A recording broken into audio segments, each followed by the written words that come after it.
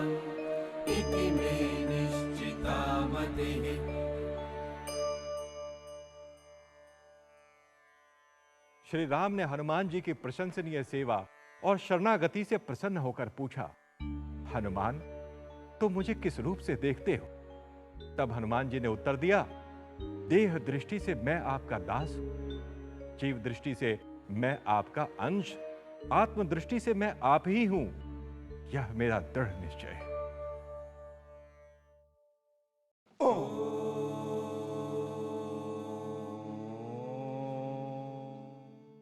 दैत्यराज, आंखें खोलो। तुम्हारे तप से मैं प्रसन्न हूं। मांगो, क्या चाहिए तुम्हें? प्रजापति, दे सकते हैं तो मुझे अमरत्व का वरदान दे। जो अमर है उसे कौन मार सकता है? यह क्या मांग रहे हो तुम? मैं नहीं मानता आत्मा को। मेरे लिए यह शरीर ही आत्मा है। मैं नहीं मानता ब्रह्म को। मेरे लिए यह दिखाई देने वाला जगत और यह शरीर ही सत्य है।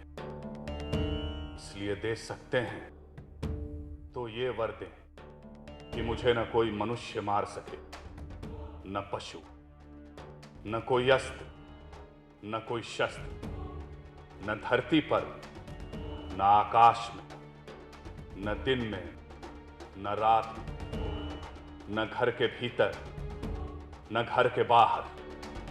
तुम जैसा चाहते हो वैसा ही हो। पहचाना, भारतीय पौराणिक परंपरा का जाना पहचाना चरित्र। हिरण्यकश्यपु, प्रहलाद का पिता हिरण्यकश्यपु। तुमने ठीक पहचाना नटी।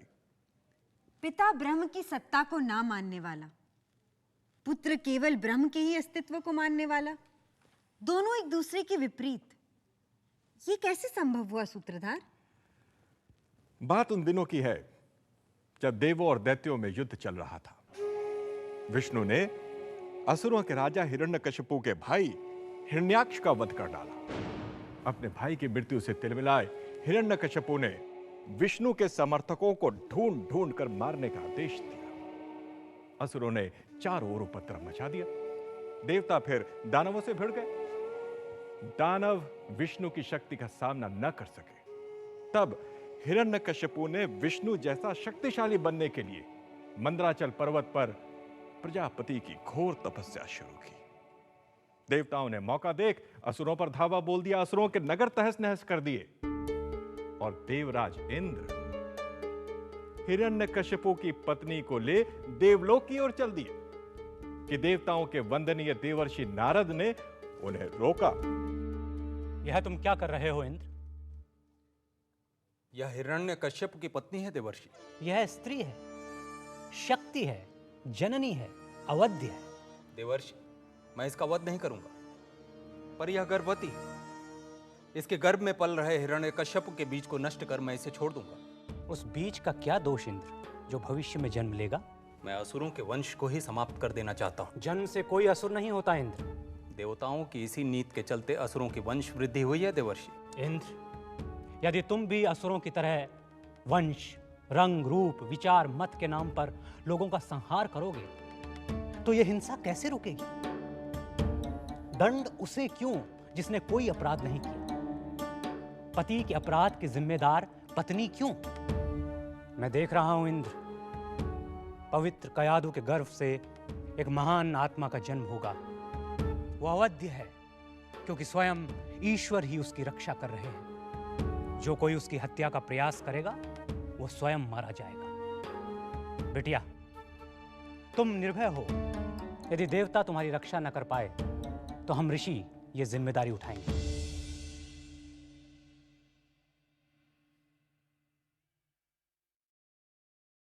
बेटिया, तुम फिर दूध पीना भूल गए। देवर्षि, आपने ये कष्ट क्यों किया? दास और देव ऋषि में कोई अंतर नहीं होता बिटिया। तुम्हारा घर होता तो दास तुम्हारी सेवा में होते। ये आश्रम है तो यहाँ देव ऋषि तुम्हारी सेवा में रहेंगे। बिटिया, तुम यहाँ निर्भय तो हो ना? पिता, कभी कभी भय लगता है। बेटी, जो इस अर्थहीन शरीर को ही सत्य मानकर उद्वेलित रहता है, भयभीत रहता है, उसके लिए ईश्वर की उपासना ही निर्भय होने का सुरक्षित मार्ग है। बेटी, जो लोग ईश्वर के अस्तित्व को नहीं देख पाते, वो माया के प्रभाव से इस शरीर को ही आत्मा मान बैठते हैं। और जो शरीर से परे नहीं देख पाता, वो भयभीत होता है। इसलिए जो स्वयं को ब्रह्म से अलग न मान ब्रह्म की उपासना करता है, वो निर्भय होता है। चाहो तो मेरी तरह तुम भी नारायण की उपासना करो और निर्भय हो जाओ। नारायण नारायण।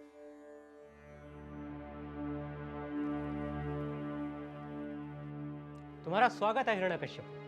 तुम्हारी सारी मनोकामनाएं पूरी हो। बैठो।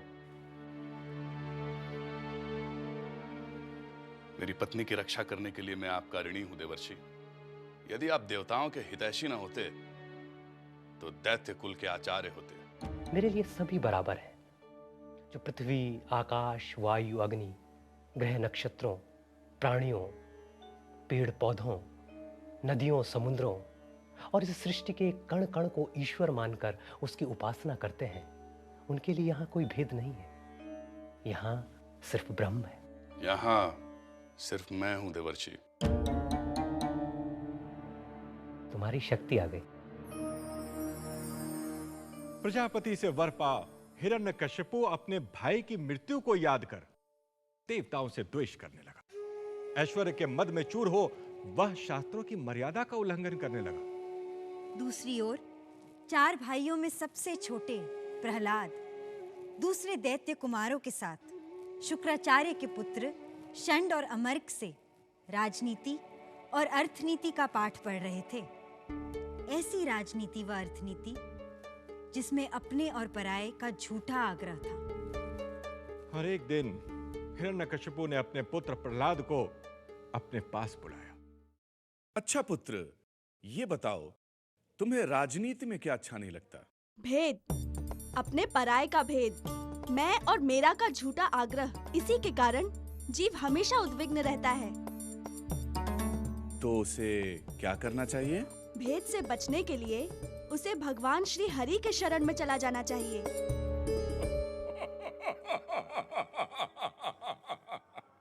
षंड, अमर्क, लगता है कोई मेरे प्रहलाद को बहका रहा है। दूसरों के बहकाने से बच्चों की बुद्धि यूं ही बिगड़ जाया करती है। इसलिए आप दोनों ध्यान रखें कि इसकी बुद्धि बहकने ना पाए। षंड और अमर्क ने प्रहलाद को अर्थ, धर्म और काम की शिक्षा दी और कुछ समय बाद साम, दान, दंड, भेद की शिक्षा दे वे प्रहलाद को कयाधु के पास ले गए। देख, जो बात तेरे पिता को अप्रिय लगे वो उनसे तू न कहना। अब तू बड़ा हो रहा है, आगे चलकर तुझे ही दैत्य कुल को राह दिखानी है। इसलिए वही कर जो तेरे पिता को प्रिय है। और कयाधु अपने प्रिय प्रहलाद को उसके पिता के पास ले गई। उठो पुत्र।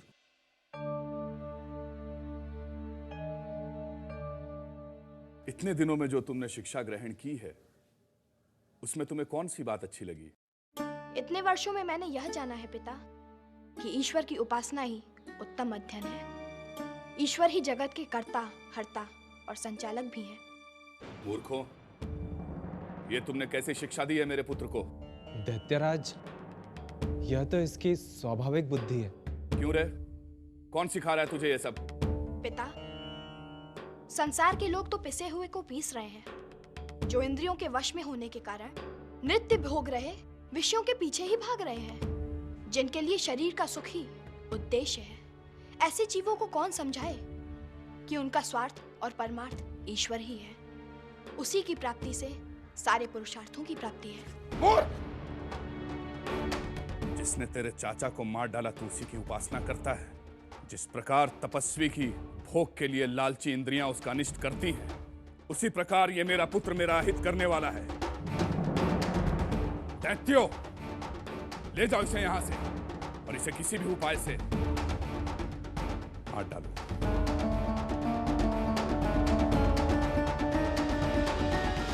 कहती है कि हिरण्यकशिपु की आज्ञा से प्रहलाद को मारने के कई प्रयत्न हुए।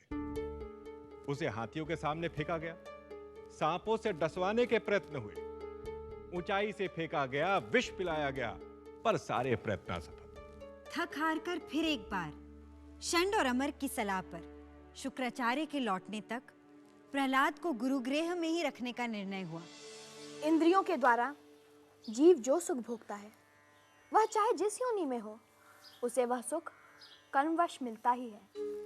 जैसे बिना किसी प्रकार का प्रयत्न किए दुख मिलता है, इसलिए संसार के सुखों के लिए प्रयत्न करने की आवश्यकता नहीं, क्योंकि स्वयं प्राप्त होने वाली वस्तु के लिए परिश्रम करना आयु और शक्ति को व्यर्थ गंवाना है। तुम लोग विषयों में ही अपनी आसक्ति रखने वाले, अपने पराए देवता दानव, तुम्हारे मेरे का भेद रखने वाले दैत्यों का संग छोड़ो और उसे पाने की कोशिश करो, जिसे पाने के लिए कोई बहुत परिश्रम नहीं करना पड़ता, क्योंकि वो अभेद है, तुम में है, मुझ में है, पशु में है, प्राणियों में है, पर्वतों से लेकर तिनके तक में है। दैत्य कुमारों, ईश्वर माया का स्वामी है, परंतु जीव माया का दास है। ईश्वर कर्म फल दाता है। हम जीवों का कल्याण, ईश्वर की उपासना, उनसे प्रेम करने में ही है। ये क्या तू उल्टी सीधी बातें इन दैत्य कुमारों को सिखा रहा है? अब तक तो तू बावला हो रहा था, अब दूसरे दैत्य कुमारों को भी उकसा रहा है। अब तेरे लिए यहाँ कोई जगह नहीं है। चल इसी क्षण अपने पिता के पास, अब वही तेरा फैसला करेंगे। कुल कलंक, जिसके क्रोध से देवता कांपते हैं, इससे तुझे भय नहीं लगता? किसके बलबूते पर तू मेरी अवहेलना कर रहा है, मेरी आज्ञा का उल्लंघन कर रहा है?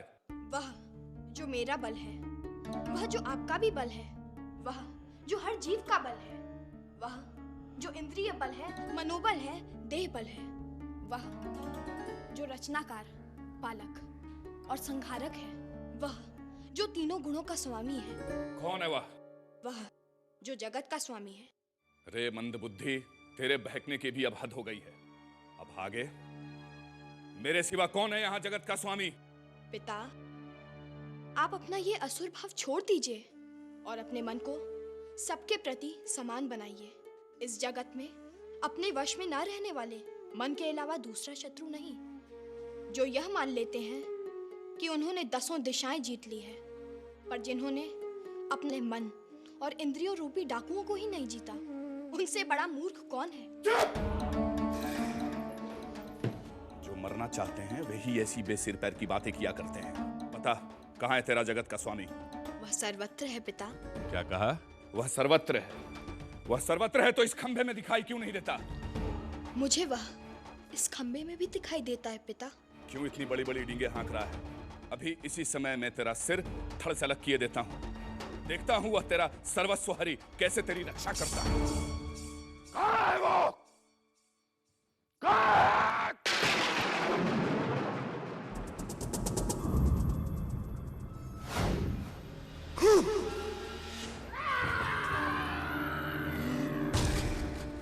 ये न तो मनुष्य है न पशु है, न इस समय दिन है न रात।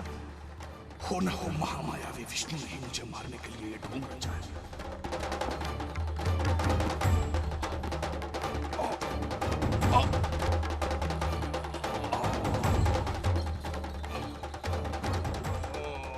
वो देखो सूत्रधार, जिस हिरण्यकशिपु के चमड़े पर वज्र की चोट से खरोच भी नहीं आई, वो कैसे उनके पंजों से निकलने के लिए छटपटा रहा है। यह क्या?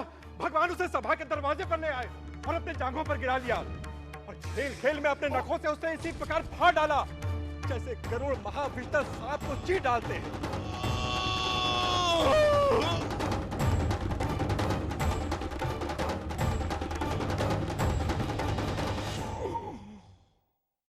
भगवान, ये संपूर्ण जगत एकमात्र आप ही हैं, क्योंकि इसकी आदि में आप ही कारण रूप से थे, अंत में आप ही अवधि के रूप में रहेंगे और बीच में इसकी प्रतीति के रूप में भी केवल आप ही हैं। ये ब्रह्मांड आपका ही शरीर है।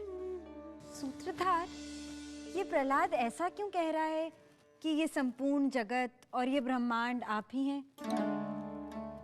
सूक्ष्म इसलिए कि यह पृथ्वी, आकाश, अग्नि, जल, नदियां, समुद्र, पेड़ पौधे, पर्वत, ग्रह, नक्षत्र, प्राणी, प्राण, इंद्रिय, चित्त, अहंकार, संपूर्ण जगत, संपूर्ण ब्रह्मांड, सगुण निर्गुण जो दिखाई दे रहा है और नहीं भी दिखाई दे रहा है, वह ईश्वर ही है।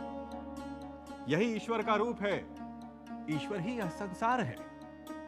अब आगे सुनो। प्रहलाद जीवों के मन की व्यथा कह रहा है। वैकुंठनाथ, मेरे मन की बड़ी दुर्दशा है। ये हमेशा कामनाओं के लिए आतुर रहता है। ऐसे मन से मैं कैसे आपका चिंतन करूं? ये कभी ना खाने वाली जीभ मुझे स्वादिष्ट रसों की ओर खींचती रहती है, जननेंद्रिय काम की ओर, त्वचा कोमल स्पर्श की ओर, पेट भोजन की ओर, नाक सुगंध की ओर, कान मधुर संगीत की ओर और चंचल आंखें सुंदरता की ओर मुझे खींचती रहती हैं। कर्मों के बंधन से जकड़ा ये जीव, यह अपना है, यह पराया है। इस भेदभाव से मुक्त होकर किसी से मित्रता करता है तो किसी से शत्रुता। इस मूर्ख जीव जाति की दुर्दशा देख इस पर करुणा करिए भगवान। यहां रुको सूत्रधार। यदि ईश्वर ही जीव और जगत है, फिर जीव जगत और ईश्वर में अंतर क्या है? यही बात तो तुम और मैं नहीं समझ रहे हैं कि तत्व दृष्टि से एकमेव अद्वितीयम ब्रह्म, यानी ब्रह्म एक और अद्वैत है। यहां ब्रह्म के अलावा किसी का भी अस्तित्व नहीं है। यानी जीव जगत और ईश्वर एक ही हैं। बिल्कुल। ब्रह्म ने यह संसार बनाया है, स्वयं के द्वारा बनाया है। इसलिए ब्रह्म ही जीव, यह संसार और ईश्वर भी है। जैसे जल ब्रह्म है तो समुद्र ईश्वर और समुद्र की लहरें जगत और जीव। तो फिर जीव और जगत का संबंध क्या है? जीव और जगत का संबंध ऐसा ही है जैसा दृष्टा और दृश्य का, कर्ता और कर्म का, भोक्ता और भोग्य का। यानी जीव दृष्टा है, भोक्ता है, कर्ता है, और जगत दृश्य है, कर्म है और भोग्य है। पर तुमने अभी अभी कहा कि जीव जगत और ईश्वर एक ही है, तो दृष्टा, कर्ता और भोक्ता भी ब्रह्म हुआ और दृश्य, कर्म और भोग्य भी ब्रह्म हुआ।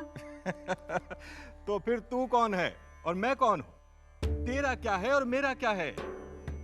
अपना क्या है और पराया क्या है? सोच में पड़ गई ना?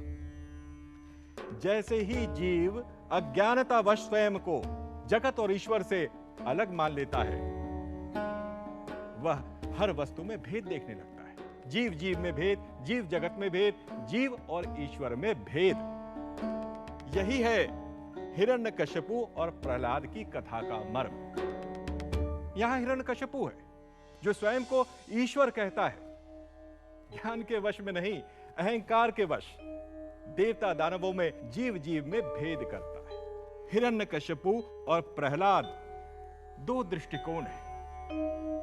हिरण्यकश्यपु लड़ता है, प्रहलाद जोड़ता है। हिरण्यकश्यपु इंद्रियों का भोग करता है, प्रहलाद इंद्रिय निग्रह की बात करता है। हिरण्यकश्यपु के लिए यह संसार भी पर्याप्त नहीं है। प्रहलाद कामना रहित होने के कारण वह संतुष्ट है। हिरण्यकश्यपु जीव जगत और ईश्वर में ऐक्य नहीं देख पा रहा है, प्रहलाद जीव जगत और ईश्वर की एकता देख पा रहा है। इसका अर्थ यह हुआ कि जो जीव जगत और ईश्वर की एकता को देखता है, वो मनुष्यों पर अत्याचार नहीं करता, नदियों पर, पेड़ों पर, पशुओं पर, पर्वतों पर अत्याचार नहीं करता और सबके बीच सामंजस्य बैठाने की कोशिश करता है। बिल्कुल ठीक समझा नटी। यत्र विश्वम भवत्येक नीडम। यह सारा संसार एक परिवार है। यहां हर एक जीव दूसरे जीव से जुड़ा है। समुद्र की सभी लहरें समुद्र से ही पैदा होती हैं और उसी में विलीन हो जाती है। हर लहर वास्तव में समुद्र ही है, जल ही है। पानी में उठने वाली लहरों को देखें तो ऐसा लगता है कि हर लहर से दूसरी लहर पैदा हो रही है, पर हर लहर वास्तव में पानी ही है। इसी तरह प्रत्येक जीव ब्रह्म ही है। यदि जीव स्वयं को पहचाने तो उसे पूरे ब्रह्मांड में केवल एक ही घोष सुनाई देगा, अहम ब्रह्मास्मि।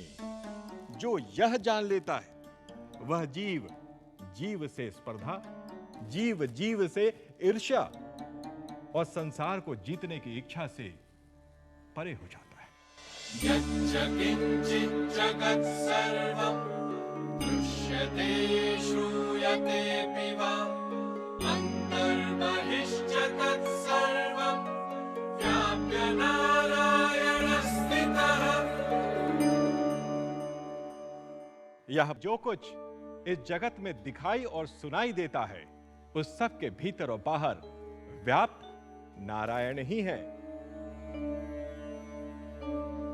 यस्य प्रसादात् भवमङ्गलार्था प्रसूत गङ्गोपनिषत् विशुद्धा समर्पयामो गुरुचिन्मयाय भूयात् प्रसन्नः स शिवस्वरूपः भूयात् प्रसन्नः स शिवस्वरूपः भूयात् प्रसन्नः स शिवस्वरूपः।